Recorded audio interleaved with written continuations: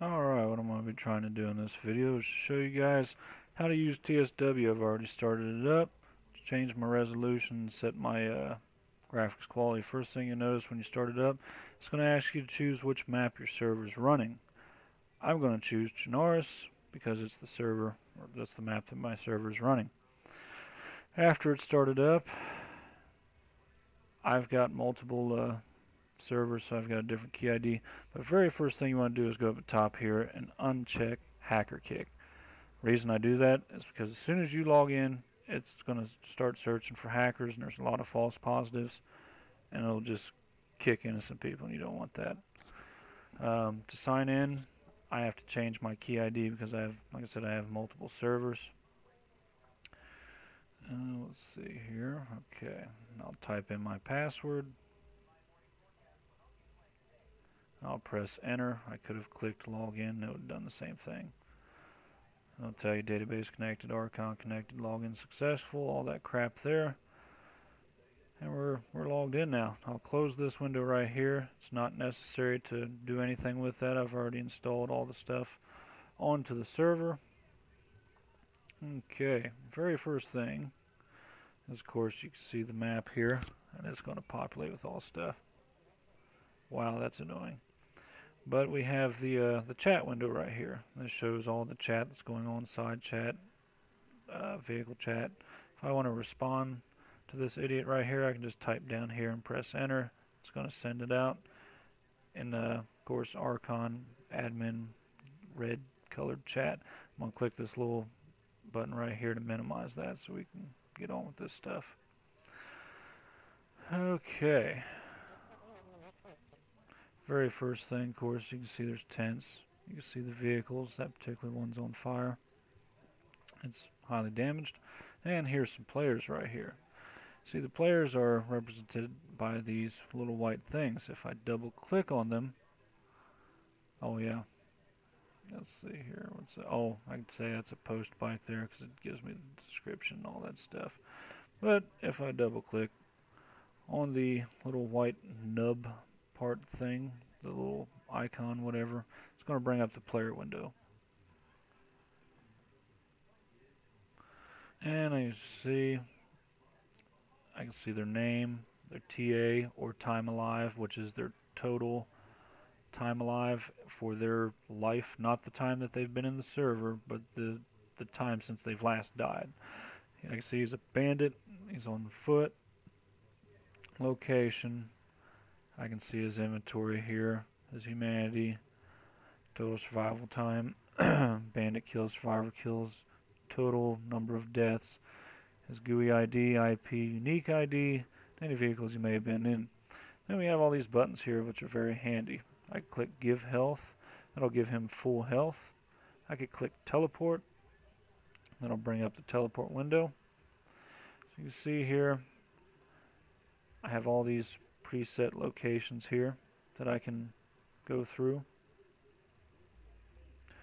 If I want to teleport him to any one of them, all I'd have to do is click TP and it'll send him to that location. If I want to send him to Nuaf, click TP on there, it'll send him right to Nuaf. Of course, the player must be offline. Offline means in the lobby, essentially, or just disconnected from the server.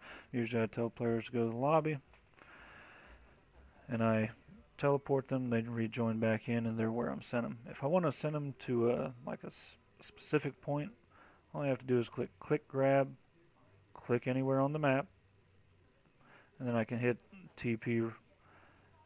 As long as there's a bunch of numbers there, hit TP, and it'll teleport them. I'm going to turn off hacker detection because it's getting annoying. Okay, and that was teleport. I can ban them, kick them, private message them, and I'll bring that up here. I'll move this window out of the way. Basically, whatever I type in this little box here and then click ER, and it will send them a message that only they will see from admin voice. I could kill them. It's kind of fun. You click them and then they just die.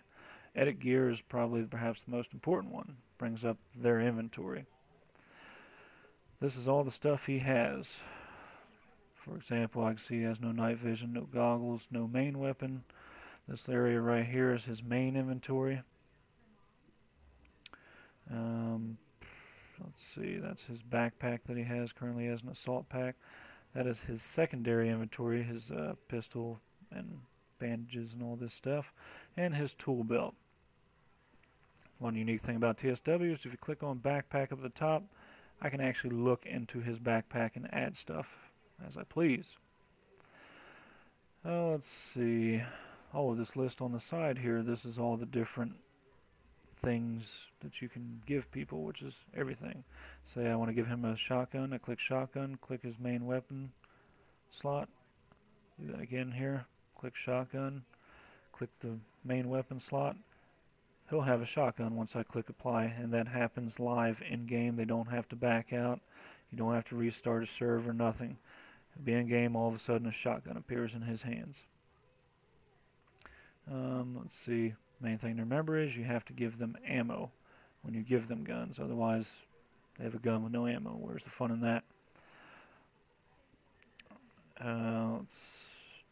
Oh yeah, you may notice right down here is a description of what it is as I mouse over it. So you see that standing SD, DMR, AK-47, M24, M107 ammo. And if you scroll down a little bit further, here's all the medical stuff. I'm going to give this guy a painkiller. And I click apply. If I had the chat window up, maximize that, you can see it says player saved for, gear saved for that player. So he's got painkillers now. Give gear is a fun one, but they have to be in the lobby in order to do this. If they're in the lobby, you have these different loadouts here. My personal favorite is the Camo 1DZ. If I wanted to give that to him, I just click give. And it's going to give him all the stuff listed down here, the M9SD, NV goggles, DMR, morphine, and ammo for all this stuff. It's a very good basic sniper kit.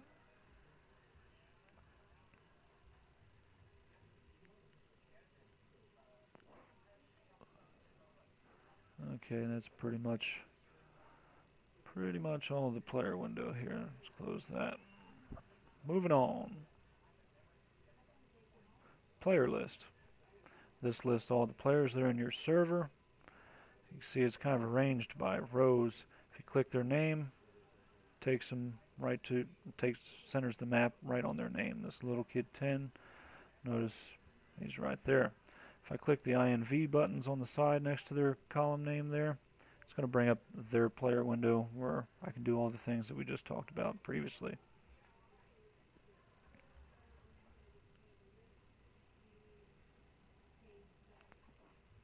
Okay, the search window. If I click the search, this is where you can search the database for different player information. I'll search for cake. And we can see player bitches love cake. See his IP, his GUI ID. And if I click on it, it'll copy to the clipboard. That's kind of handy if I want to ban him based on GUI ID, which is the best way to go. That is his unique DayZ installation ID that is unique to him. Basically, it's his ARMA 2 key. It's pretty hard to get around all that kind of ban. This is the ban list menu. I don't really manage my bans through TSW, even though it is easy and very possible. You can search by the GUI ID. Wow, that's annoying. Notice there's an admin requested pop-up because I have that in my settings, and I'll show you how to set that. I'm going to ignore this guy for right now because he's just being a whiny bastard, so let's minimize that. The config button. Very first time you open it, until you select one of the tabs above, always remember to click save on the tab that you're in to save your changes. Detected weapons. Again, rows. You see I have this kicked. I have it set for kick, laser designator, under 999 minutes. Basically what that means is if TSW detects a player with a laser designator ever, it will kick them. If I didn't want that line there, I can hit the DEL button and that'll remove that line. It'll no longer look for laser designator. An important thing to note if you're using AI, NPCs, bots, whatever the hell you want to call them, by default there's a line here and it says radio. You want to make sure you delete that line. And of course, if you check ban, you can also automatically ban any player that have any of these weapons. If neither one of them are kicked, it does nothing. It'll just give you a hacker detected warning, and it'll let you know who has that gun, and you kind of figure out if they're spawning in or if they're actually finding it.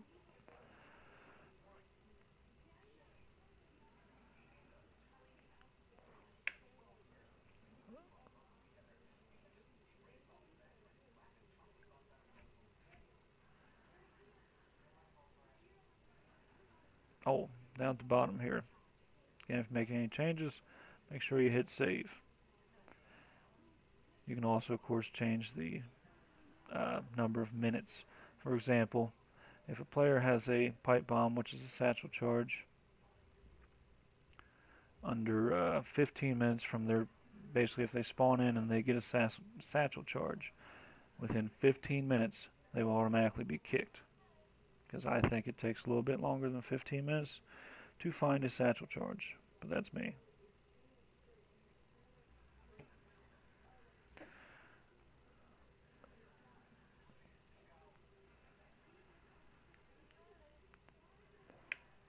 And down at the bottom here, you have the different skins that you can detect for. I've personally got it set for the Soldier DZ skin. It's not a skin that's in DayZ, so if anyone ever comes in with that skin, ever, they're automatically kicked. And here's this same guy whining yet again.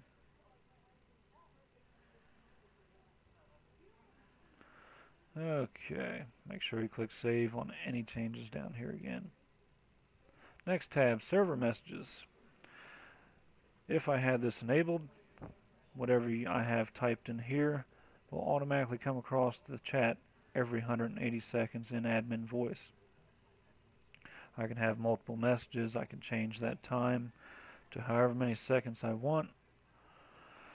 And just make sure whatever you type there again, you hit the save button to save your changes. Of course, if you want to delete a message, you can just hit the delete button next to it. Up here is right where there is where you check that in order to turn on this feature. I'm going to delete all these messages here.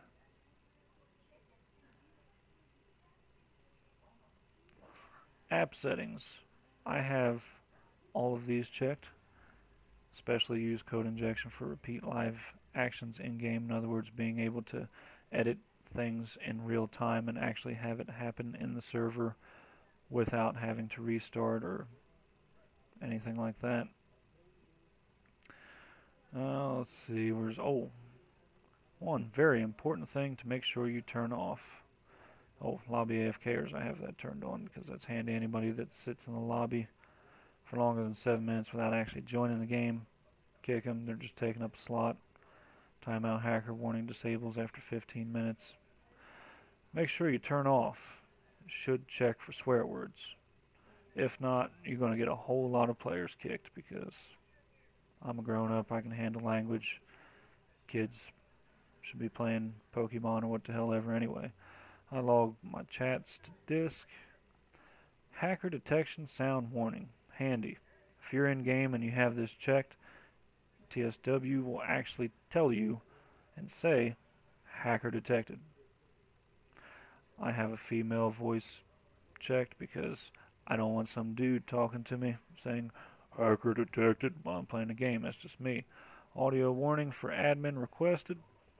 I have that checked. Anytime anyone says, or I should say types admin in chat, it'll pop up as you've seen 1,000 times from this whiny crybaby, admin requested. It's kind of handy if you're trying to do some work around the house but still trying to keep an eye on the server. You can have your speakers turned up and have your computer screaming at you when there's 50,000 people in there crying about hackers and stuff. Use special effects for blowing up vehicles. All the rest of this is junk. Any changes you make here, make sure you click save.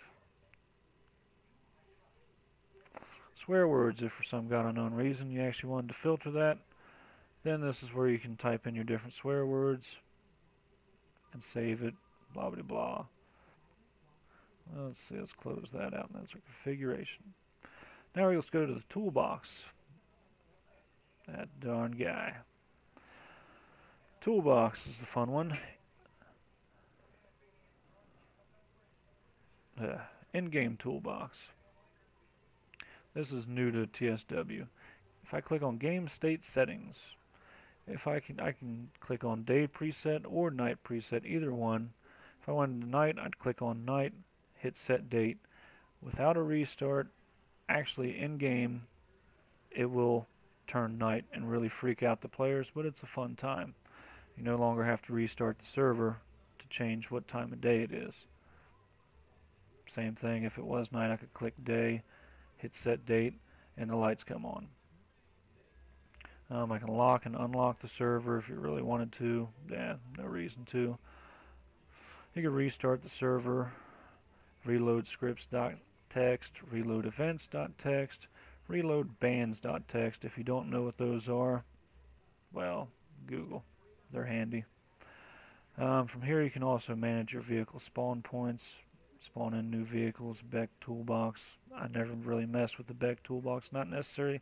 DB toolbox, however, is cool and handy. If I click that, it brings up the database statistics. If I hit update, it's going to show me the total unique player counts, number of players alive, corpse count, tent count, sandbag, all this crap count, vehicle count, kind of handy. How many choppers we have, and then it breaks it down by the type of choppers. But at the very bottom is your maintenance stuff.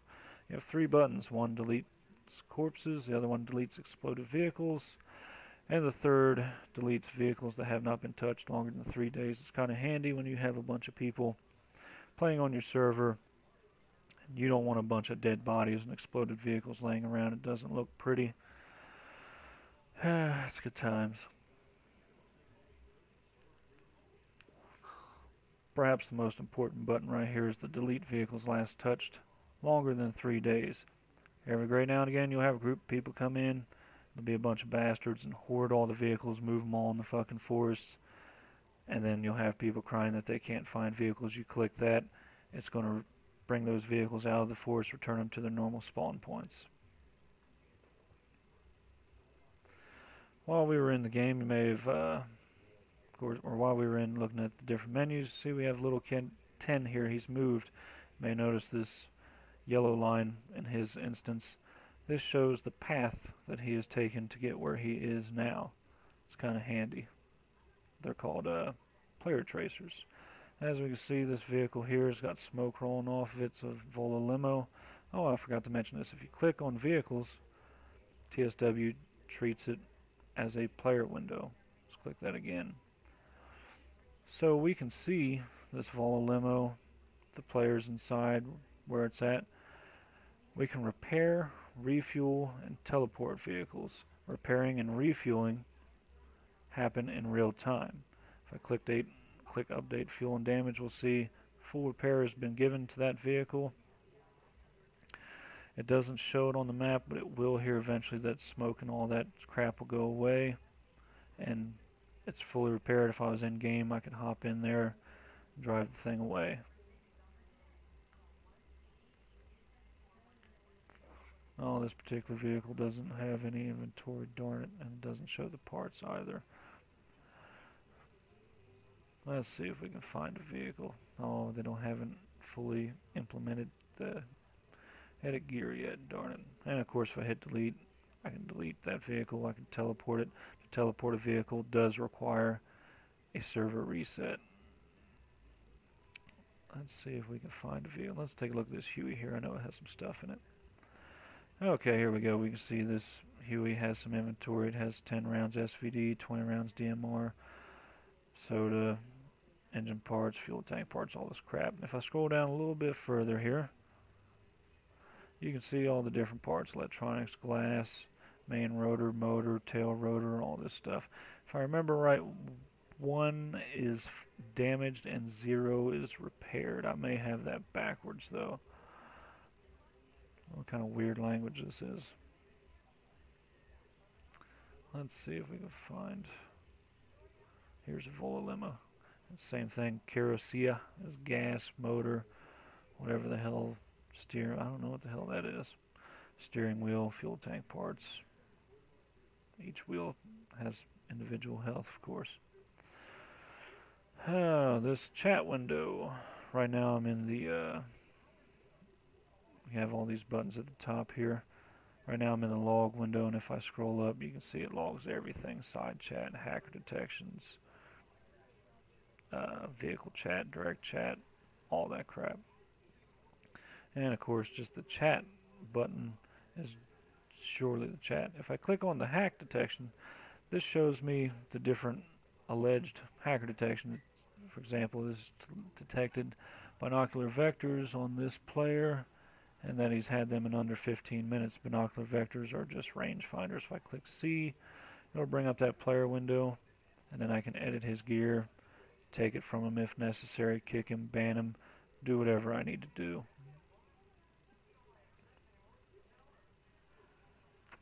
And again, make sure you click apply to save your changes when you're in that window. Another thing to note is the in-game status.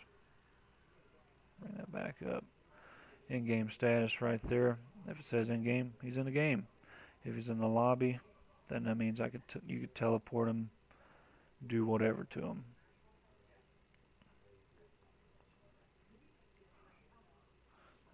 Oh yeah, 3D mode. Forgot to mention that. If you click on 3D mode, of course that's going to make your map 3D, and it makes it kind of handy to see where all of your crashed and wrecked out vehicles are by the smoke pillars coming up from them. You can kind of get a little better perspective on the players at sometimes if they're all bunched together. Let's see if I can find a bunch of vehicles that are bunched together. Oh yeah, I forgot to mention scroll wheel, of course, zooms in and out. WASDF moves. Oh yes, the text size or the font size. If there's a bunch of vehicles grouped together, click the minus, and it'll make those icons smaller so you can distinguish which vehicle's which if you're trying to click on one and they're all bunched together. Of course, positive makes the font bigger if you're blind or whatever. Oh yeah, let's see. Well, there's kind of one that's kind of messed up. Oh, tracers. If there's a bunch of people on the server and you want to clear the tracers, just click clear tracers and that'll remove all that. Game time, very important. This is the time that the players have been in the server as long as TSW has been running. Since we've been making this, little kid has joined in, so his time's accurate. The other two, they were in here before I launched TSW this time. So that gives me the time that he's actually been playing in the server today, not his total amount of time in the current life that he's on. Again, you get that by where's that here? I'll click on inventory, and TA says total time alive. He's been alive on this life for 6 days, 5 hours, 51 minutes, 51 seconds. He's doing pretty damn good for a little kid being alive for 6 days. Let's see. Oh, he's only died 12 times. Not too bad.